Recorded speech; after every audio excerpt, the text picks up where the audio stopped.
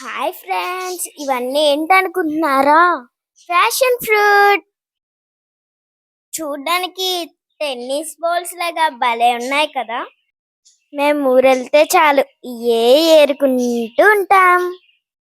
ఈ fashion fruits తో మేము ఏం చేస్తామో తెలుసా? జ్యూస్ చేసుకుంటాం.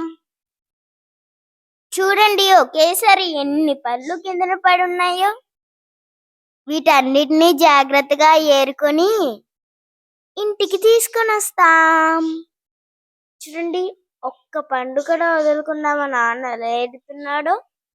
ఒకేసారి ఇన్ని ప్యాషన్ ఫ్రూట్స్ని ఇంటికి తీసుకొచ్చిన తర్వాత రోజు తలా కొన్ని పళ్ళతో జ్యూస్ చేసుకొని తాగుతాం.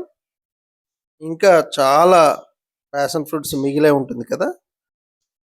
సో ఎక్కువగా తీసుకొచ్చినటువంటి ఈ ప్యాషన్ ఫ్రూట్స్ని అలాగే ఉంచితే త్వరగానే కుళ్ళిపోతాయి. ఈ ప్యాషన్ ఫ్రూట్ పల్పు సంవత్సరం అంతా నిల్వ ఉండడం కోసం మేము ఇంటికి తీసుకొచ్చిన తర్వాత ప్యాషన్ ఫ్రూట్ని రెండుగా కట్ చేసి మధ్యలో ఉన్నటువంటి గుజ్జుని ఈ వీడియోలో చూపించిన విధంగా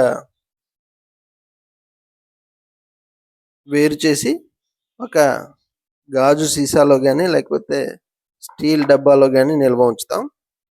ఈ విధంగా నిల్వ ఉంచినటువంటి ప్యాషన్ ఫ్రూట్ పల్ప్తో మనం కావాల్సినప్పుడు జ్యూస్ తయారు చేసుకోవచ్చు. మీరు ఎప్పుడైనా ఫ్యాషన్ ఫ్రూట్ జ్యూస్ తాగి ఉంటే కామెంట్ చేయండి. ఇలా మేము తీసుకొచ్చినటువంటి పల్పునంతటిని కూడా వేరు చేసిన తర్వాత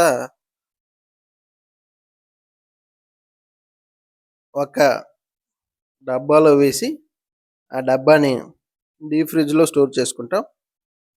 అలా డీప్ ఫ్రిడ్జ్లో స్టోర్ చేసినటువంటి పల్ప్ మనం సంవత్సరం పాటు పాడవకుండా వాడుకోవచ్చు.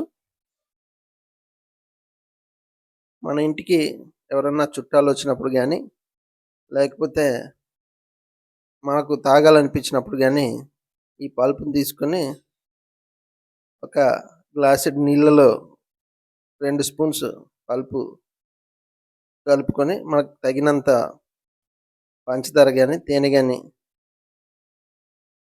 వేసుకొని జ్యూస్ తయారు చేసుకోవచ్చు. కాకినాడ, లంబసింగి ప్రాంతాల్లో ఈ ప్యాషన్ ఫ్రూట్స్ని చాలా అధిక ధరకు అమ్మడం నేను ప్యాషన్ ఫ్రూట్స్ డజను 200 నుంచి 300 రూపాయలకి అమ్మడం నేను గమనించాను. అనేక పోషక విలువలు కలిగినటువంటి ఈ ప్యాషన్ ఫ్రూట్ జ్యూస్ని మీరు ఎప్పుడైనా తాగితే కామెంట్ చేయండి. Thank you for watching. నేనైతే ఇంట్లో ఫ్యాషన్ ఫ్రూట్ జ్యూస్ ని నేనే తయారు చేసుకుని ఎవరికి ఇవ్వకుండా తాగేస్తాను.